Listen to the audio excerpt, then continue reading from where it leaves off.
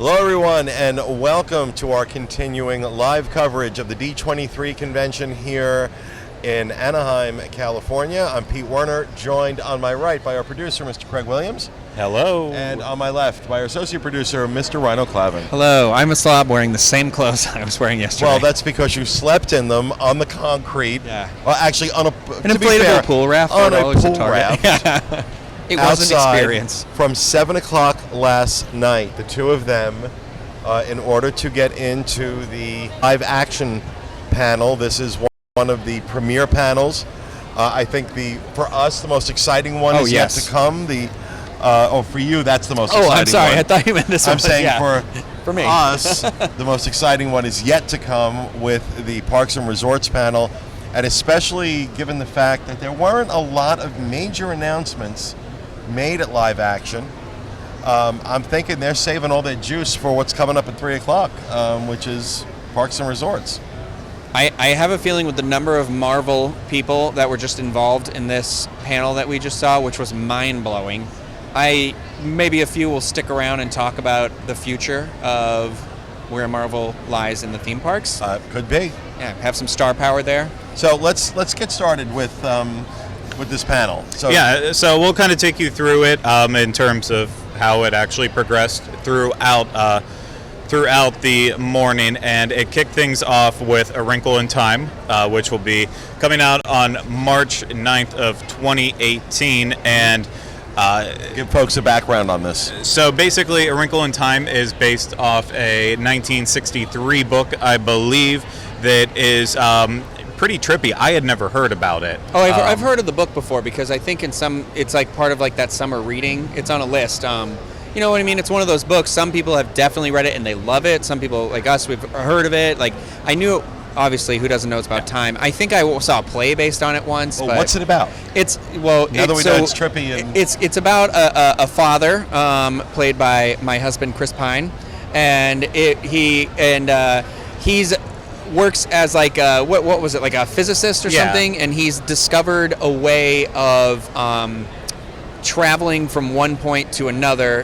What it sounds like is like a wormhole or something like that. Kind of trans-dimensional, so breaking space and time completely. And basically, this becomes his life. He gets lost in it, like actually gone. And the only person, the only person who can bring him back is his daughter, whose name in the film will be Meg Murray, played by Storm Reed. And then it's what we do know about it, what we really knew before going into it, is that, of course, Oprah is going to be playing a supporting character in this role, along with Mindy Kaling from the Mindy Project in The Office, and Reese Witherspoon. So they'll be playing characters who all came out on stage.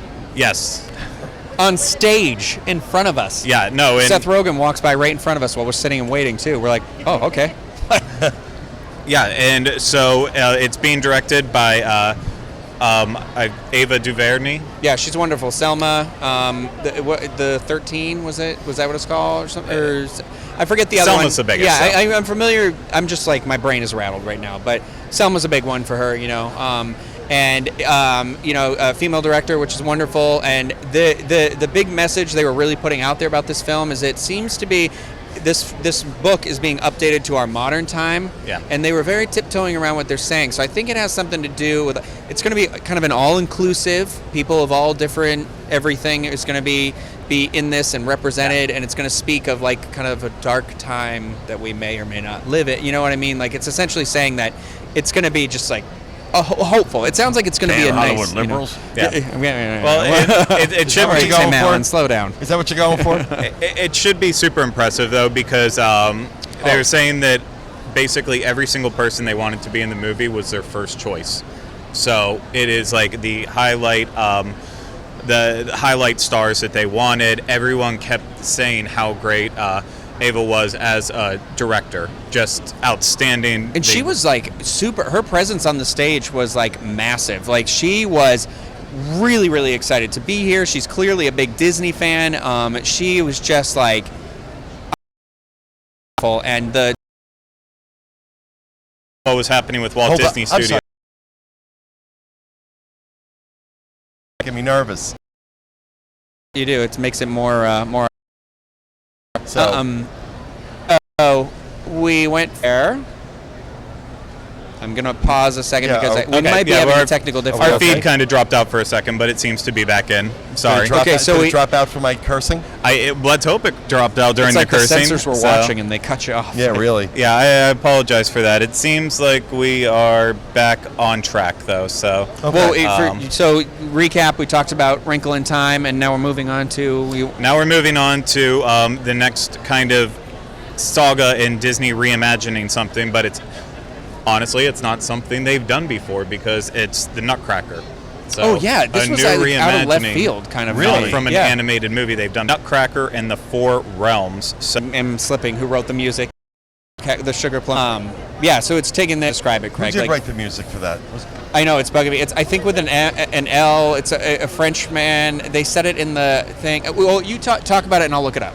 Yeah, that's okay. That's going to drive me crazy now. I know it.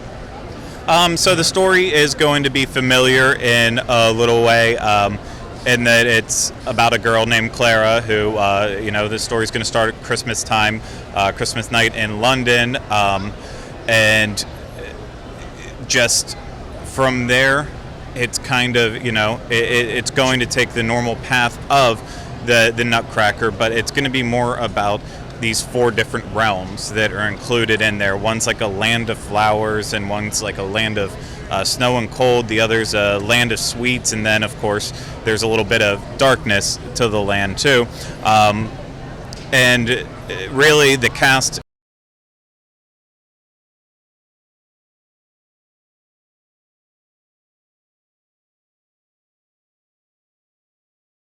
They've got some standout talent in here, including Morgan Freeman, Helen Mirren, Keira Knightley's going to be in it as well. And the really truly interesting part of it is that for the Mouse King, instead of doing like just one character, apparently the Mouse King's going to be made up of like 1,000 mice, and it's done by this guy named Charles Riley, who's also known as Lil Buck for his dancing. And he just does these weird inquisitive dancings. I'm guessing it's motion capture is how they're getting it all together, but this guy moves in ways that the human body does not supposed to. Yeah, it's like the hips are on ball sockets, so like how your action figure's leg can spin all the way around and stuff. It was really something else to watch him like float across the stage. Tchaikovsky. That's what I thought. I thought it was Tchaikovsky, but I wasn't sure. I think I was thinking of, but yeah. An L French guy. Sorry, and I just want to address everyone right now in the chat. Yeah, we had some glitches there, so I understand that the audio is a little out of sync. Unless we completely stop this and start back up, we can't fix it, so we're just going to keep rolling along right now. I mean, do you want to stop and start again? No.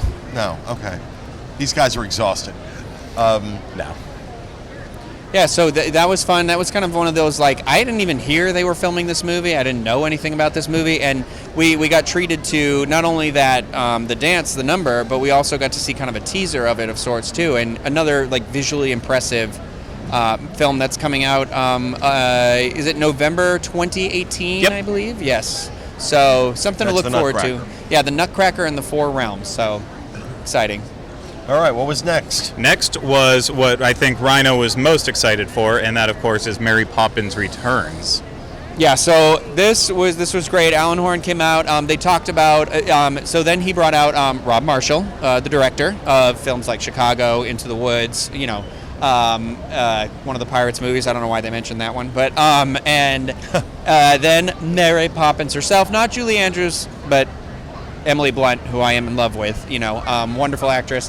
And they really just kind of talked about, like, you know, how it all came to be, and essentially they talked about P.L. Travers and how the last Mary Poppins book was published in 1988, and that there were so many adventures that and clearly he even brought up Saving Mr. Banks. It was very clear that P.L. Travers cared very much for the Banks children, so they felt like it was time to maybe dive back in and revisit the family, you know, and using one of the stories. And so they were abundantly making this clear that this is definitely a sequel to Mary Poppins. However, it is much more inspired directly by the book. So Emily Blunt watched a little bit of like Mary Poppins to get a little feel for Julie, but then stopped like 15 minutes in because she said she wanted to like carve it out and make it her own as well. And so she's gonna, but she says she read all the books, like it's influenced by the books. Rob Marshall continually said too, because one of the big differences in this movie versus the original Mary Poppins is they shot this on location in London. So, you know, they had that opportunity. A lot of, but they're being very true to the original, and there was a fun little detail in there that I thought was wonderful, and you'll know this because I've gone to Club 33 with you, is the desk that's in there from the original Mary Poppins film? Well, Rob Marshall specifically asked that to be included in this film, so they mailed him the desk from the Club 33 at Disneyland to England, and they so that was his favorite little set dressing. But we got treated to something pretty awesome that I'll let Craig talk about because he loves music quite a bit. So the composer of the music for the film was actually there on hand with the Walt Disney Symphony Orchestra. Was it the guys from Hairspray or the ones who were doing the music? The two it was Mark Scheinman and Scott Whitman. Yes. Yeah. So Scott Whitman. Yeah. So apologize there. I had to go back in my notes. Yeah. So came out. Composed the Walt Disney Symphony Orchestra through some of the new score written for the movie. And these guys, I'm going to tell you, I think these are two of the most brilliant theater songwriters on the scene today. He started playing this music, and I was unsure if it was, I was like, oh, did he start with the original, and this is the new music now? That's how well they've done to honor, but it's its own thing. But what's really great is not only did they come out and perform for us, but it was while they were showing clips of the essentially a teaser trailer. So they were saying there's not a lot of speaking in it, but there's a lot of shots of the gate is being blown open by the wind and it's going up to the Banks house, and it shows the kite is in the the trash area outside, and it flies up, and it shows Jane and Michael as adults, and it's Lin-Manuel Miranda comes up with the kid in the park, and they're pulling on this kite, and the clouds are coming forming really fast, and he's pulling on the kite, and then the clouds part, and there's a silhouette of Mary Poppins just flowing, and you're like, oh my, and you think oh, that's where they're gonna cut it, but they were just showing a scene, little clips, you can't hear anything because it's not done, but we got to see we saw the clip of Meryl Streep as the cousin Topsy, we saw a clip of Angela Lansbury as the balloon lady in the park. And it there was this big dance number that was reminiscent of Step in Time that was being showcased, and just the expression on Lin-Manuel Miranda, his face alone was okay, I can get into this, because I like him and respect him as a human being. It's just I'm not into the stuff he does as much, but I'm now very excited. But for me, the shining moment of this is when it's it's saying the names of the cast underneath, and it says Dick Van Dyke, and it shows him and he's playing the banker, and then one of the last shots that we see is him on a desk in the bank, and he's dancing like Dick Van Dyke's dancing. So I started you could feel it coming down my face, because I'm just it was breathtaking. But I didn't know if you want to talk about the plot a little bit of the movie, because they said that a little bit we've already known about the plot, that it's going to take place 20 years after the original story, and it's going to focus on Jane and Michael.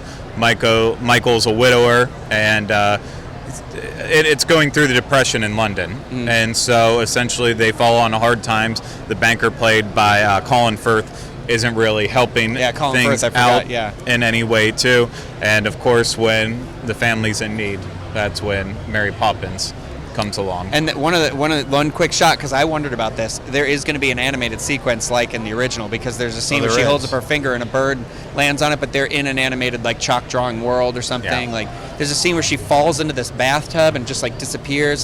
There was a lot of stuff where it really does have that heart, and they wanted to be respectful of the original. Interesting to see how this comes out. Oh yeah, I was on the fence here, and now I'm really getting hyped into it now. Okay. So just then they kind of teased us with some more reimaginings. Mulan.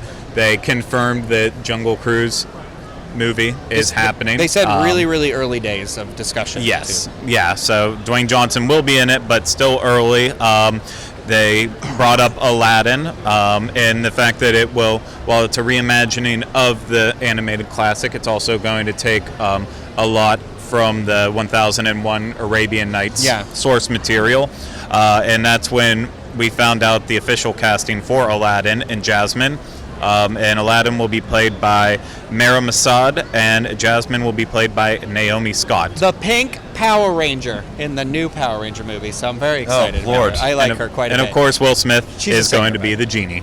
Then That's kind of cool. Directed by Guy Ritchie, yes, yeah. teased Dumbo, which will be out March 29th, 2019, directed by Tim Burton, of course. And so he kind of gave us a little bit of a teaser clip of him on Casey the Casey Jr. Yeah. train from Dumbo in his style, and showed some concept art. And How did it look? It doesn't look like dark Tim Burton. It looks like No. Big Fish Tim Burton to me. Yeah. You know that scene where Ewan McGregor's like going through the I don't know. popcorn I'm and stuff? like, I'm Tim Burton on Dumb.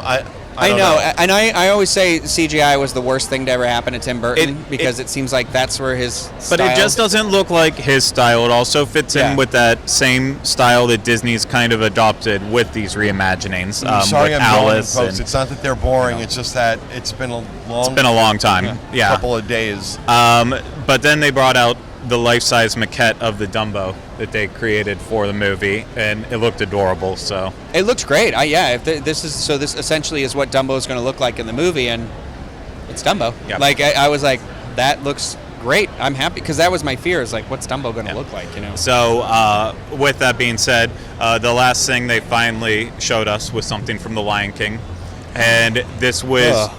This actually could be my standout from the entire panel Really? itself. We're both sitting there crying. Yeah, I cried crying. during it. It's of course, Craig? Oh yeah.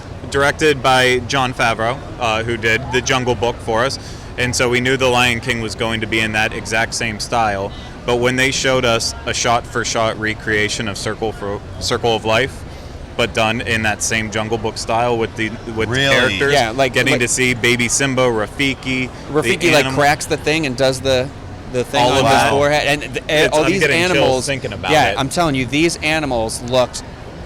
There's a couple shots where I'm like, did they film with real animals, or is this completely? Wow. Is he doing like? And it's just like I don't know if they were just using if that was. That's not the original recording of Circle of Life, was it? I mean, That was. It must have been. Yeah. Okay, but it was just like if this is what it is, like. Simba looked great. I'm just like very Mary Poppins is my favorite live action Disney movie. Lion King is my favorite animated Disney movie, and like Toy Story is my favorite Pixar movie. And so I sat there as I'm crying at the end of this because that song is Right. it's Elton John's music is like Yeah. moves you, and all I could think was there's going to be a moment in my life where I'm going to watch a live action Toy Story movie in the future too, and the trifecta is going to be complete for me. Right, exactly. But it was a moment where you're like. I don't know. So, with all the talk about them taking, a lot of people kind of pushing back against the concept of them taking these animated classics and turning them into live action. Obviously, we saw the success of Beauty and the Beast, so just from a business standpoint, obviously it's going to continue. But based on what you saw today, do you think that the future for this looks pretty bright in terms of taking Aladdin, Lion King, Yeah. Oh no. and bringing it to live action? Do you think the future for this is looking pretty bright? Now, when they find the right story to tell, Yeah. and they match that with the perfect tone, that's when they nail it. They've done that with Cinderella. They've done that with Jungle Book. And a lot of the world thought that happened with Beauty and the Beast too, even though I didn't agree with it. But I think they finally understand what they're doing with these reimaginings. I do want everyone to know that we were tortured for our review of Beauty and the Beast because last night they play movies in the line while you wait. It was just Beauty and the Beast on repeat. So I have nightmares last night of that. But yeah, I agree. Jon Favreau came out. He addressed the audience. He was like, he's a big Disney guy, and he was just like, we showed you the Jungle Book 2 years ago, and you trusted us with this. And I know a lot of you have said there's been pushback on some stuff, but he's just like basically said like, thank you for allowing us to do this and like going along on this journey with us. So he was very like, I hear what you're saying. So he's got his ear to the fans, which is very, very good. So that took us out of Walt Disney Studios and led us over into Lucasfilm, and there was some questions about what are we actually going to see. It hasn't been that long since Star Wars Celebration, and but it is D23 Expo, so thought there might be a little bit more, but this was definitely a scarce part of it, and Han Solo was mentioned. Very casually. Kathleen Kennedy couldn't be here because she was over in London with Ron Is he trying Howard. to fix it? Yeah. Yeah, essentially. And then Alan Horn just was like, oh, no, I've known Ron for forever. He's a wonderful guy. He's going to do a great job. He says that as only Alan can say it, too, with that kind of grandpa tone. But nonetheless, they still covered a little bit with Last Jedi. Ryan Johnson, the director, of course, came out, and he kind of ended up hosting the entire presentation on behalf of Lucasfilm. One fun tidbit about too. that. I love his personality. I mean, we know him for his director work, but apparently... Well, I'm friends with him. I mean, I've got that photo I took, so... Of course. This isn't his first time working with Disney. His first time was he used to do on-air promotions and commercials for the Disney Channel. Like the Disney Channel way back in the 90s. They'll be making him a legend next week. Probably. Yeah. They'll be like, hey, you worked for us one time at, like, you sold balloons in the park. You're a Disney I'll be legend. honest, though. That kept going through my mind every single time. Like, you see, Benicio del Toro's in The Last Jedi, and he's also in Guardians. So he's up for it eventually. They built a statue for him. Yeah, and in the parks. It's happening. Could be next time around. But Daisy Ridley, John Boyega, Gwendolyn Christie, who plays Captain the most Phasma. giant woman I've ever seen in my life. Who's that? Gwendolyn Christie's from Game of Thrones. She's like 7 feet tall. She Oh, was Captain yeah. Phasma in Force Yeah. Awakens. I'm sorry. Yeah. No, she's... Yeah. Yeah. Well, she was hilarious though. She was great. Oh yeah, she got a was good full of personality, one-liners. And then they brought back Kelly Marie Tran, who was announced at Star Wars Celebration, and we also got to see Laura Dern. Laura Dern, Jurassic Came out Park. from He it. even was like, I don't want to Wow. hum the Jurassic Park theme song when I introduce the next person. And I'm like, she's great too. She was clearly, so there was a fun little tidbit about her on the set. Ryan Johnson takes all these like black and white photos on set, and they're beautiful. And there's one of her like holding a blaster up like this, and it's like misty and foggy. And he's like, so I took this photo, and actually what happened while we were filming this is, if you watch the movie, you can see Laura Dern's mouth going, pew, pew, pew, because she loves Star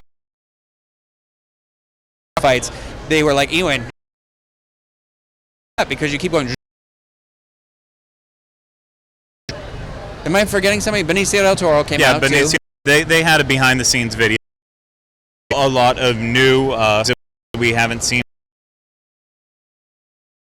Stuff that for me, I'm like, and they're really emphasizing in this panel that this is like any other Star Wars movie because they surprising. The one, The Last Jedi coming out this Christmas. Okay. Yeah, so very, very intrigued. It was nice, but it has me like, I'm sure there are people out there who are going to be like, I don't. It does feel excited. I don't want it to get stale at all. So Yeah. Okay, we're completely down now. God damn.